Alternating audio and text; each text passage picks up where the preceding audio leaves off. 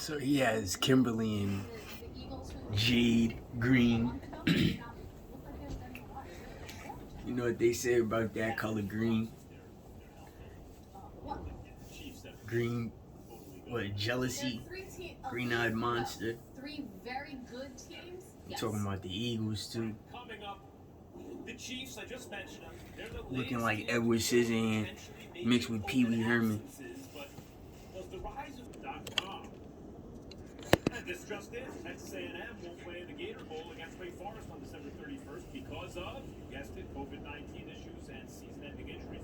The 8-4 Aggies were scheduled to leave for Jacksonville on Sunday before announcing Wednesday that they wouldn't be able to participate in the bowl game. And this also just in. John Harbaugh had no update on Lamar Jackson, an injured right ankle, and declined to say whether he would practice today. Harbaugh said it's, quote, wait and see for all the Ravens' injured players, classifying everyone day to day. And wide receiver Tyreek Hill was among the 3 starters and 7 overall who were added to the reserve COVID-19 list by the Kansas City Chiefs on Tuesday. All 7 players tested positive for COVID-19, sources told ESPN's Field Yates. Since becoming the Chiefs' starting quarterback, Mahomes' QBR is 17 points higher, targeting Kelsey or Hill, than when he targets any other pass catcher. Additionally, his average pass distance when targeting those two is 10.6 yards downfield. When targeting all other receivers, it's 6.4 yards. I mean, needless to say, these are 2 all-time great players and difference makers at their peak. Kimberly gave an update on Hill and, or you have an update rather, on how Hill and Travis Kelce could possibly play on Sunday.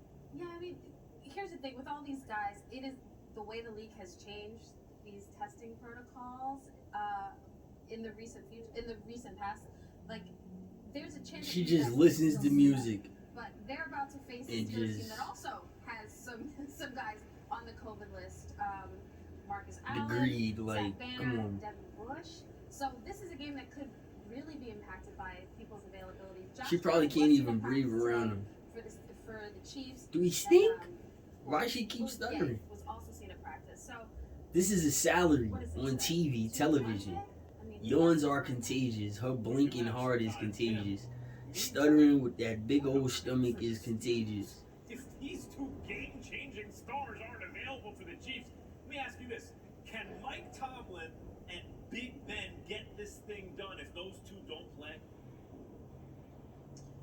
Yeah, and I mean, let's just be real too. Like it's Kelsey and Hill, but there are other players as well. And Adam Schefter's initial report on what was going on in Kansas City, I think, to I guess paraphrase, I think he described it as a mess. And so, what we've seen is that when some of these positive tests come out, they're usually followed by a number of other positive tests. So,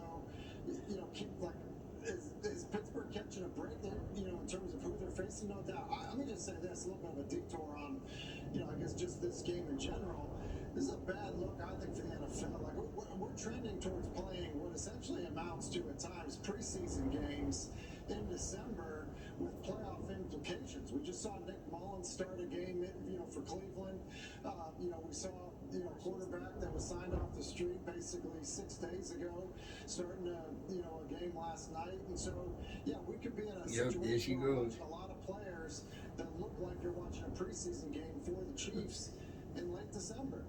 Yeah, I mean, I think that's an important thought. I want to stay right there, actually, Tim. I think you bring up a great point. Kimberly, I've been talking about this. Last year, the NFL somehow got through the season. I never thought they would, but they did it. And that was before the highly effective vaccines and before we understood treatment, etc. Now it's hard for me to imagine, given the vaccines and their availability and a better understanding of treatment, all those things, that they want to pause anything. But what Tim just said is right. Like, at a certain point, I asked Louis Riddick this maybe a week ago, when do we cross that threshold where it's like this goes to the integrity of the game? And he said back then, I think we're right there. Have we crossed it yet? Oh, yeah. I mean, when you talk to coaches, you talk to players around the league, they're using words like league's a hypocrite. That's how they feel. They feel like, okay, player safety was the most important thing. okay, now we have all these guys testing. Okay, now we're going to change the testing, but it's going to be based on the medical findings. That's how players feel.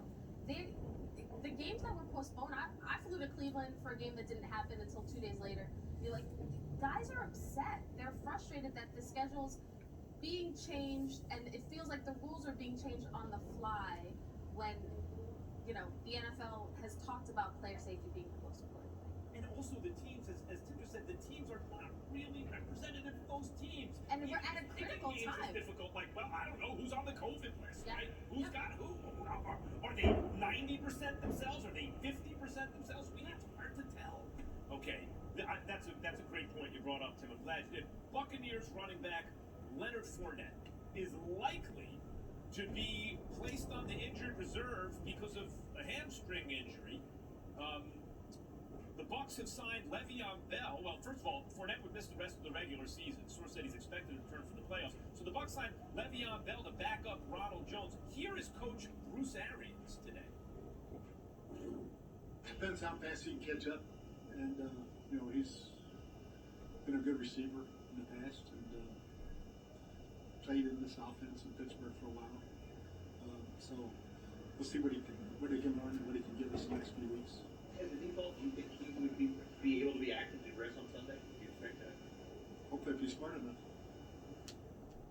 It was a rough Sunday in the injury department for Tampa. Chris Godwin, done for the year after tearing his ACL. Remember when that was unfolding as we were on the air the other day, and it's like, well, he's out of the regular season. No, he's done for the year. It's a torn ACL. Mike Evans and Leonard Fournette both suffered hamstring injuries. They also lost longtime captain Levante David because of a foot sprain. Part of that excellent linebacker position. Missing Godwin, guys, on some teams could spell good. But on this team, you have Evans and Gronk. You're going to get Antonio Brown. The argument can be made. I mean, Godwin's really good, but is he a top 3 pass catcher, just pass catcher on the team? Tim, it's a loss. But given the other weapons available, it's not an excuse, or is it? Is it an excuse? I think it's a devastating loss. When you look at players outside of the quarterback in Tampa Bay, the most important player on their football team, other than Tom Brady, has been Chris Godwin. He's been their most dependable, reliable, and versatile player. He can play outside, he can play inside. He's been a target machine.